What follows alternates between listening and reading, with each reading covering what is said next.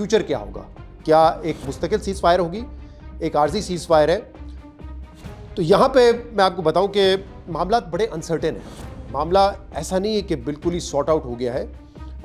उम्मीद तो यही की जा रही है कि सीज़ फायर मुस्तहकम रहे, लेकिन दोनों तरफ से जो डिमांड्स है ना, अमेरिका की तरफ से और ईरान की तरफ से, उसमें गैप्स बहुत ज़्यादा हैं। कुछ और स्पॉयलर्स भी उसमें मैं आता हूँ, लेकिन पहले बताता हूँ ज़रा आपको ब्रीफली कि ये डिमांड्स क्या हैं।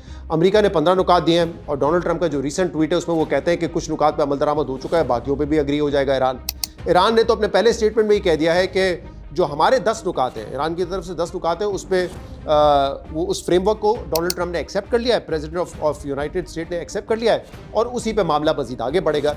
अब ये 15 पॉइंट अमेरिका के और ईरान के 10 पॉइंट, इसमें फ़र्क बहुत ज़्यादा है। मिसाल के तौर पे अमेरिका कहता है कि आप अपनी यूरेनियम इनरिचमेंट को ज़ीरो करेंगे, आप कभी न्यूक्लियर वेपन नहीं बनाएंगे, आप अपना जो मिसाइल प्रोग्राम या दिफाई निज़ाम है उसको महदूद रखेंगे ताकि इसराइल को उससे ख़तरा ना हो, ठीक है, या दूसरे गल्फ़ कंट्रीज़ को उससे ख़तरा ना हो। फिर वो कहते हैं कि आप जितनी भी प्रॉक्सीज़ हैं इस खत्ते में आप उनको ख़त्म करेंगे, यानी कि हुतीज़ हो, हमास हो और हज़बुल्ला, उसको बिल्कुल ही आप डिसमेंटल करेंगे, उनको सपोर्ट करना छोड़ देंगे।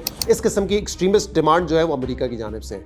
On the other hand Iran इसमें एक अपॉर्चुनिटी देख रहा है और ईरान ने जो अपनी डिमांड्स रखी है वो उसके मुताबिक रखी है। वो कहते हैं कि प्राइमरी सेकेंडरी जो आपने हम पे सैंक्शंस लगाई हुई हैं, उन सैंक्शंस को आप ख़त्म करें।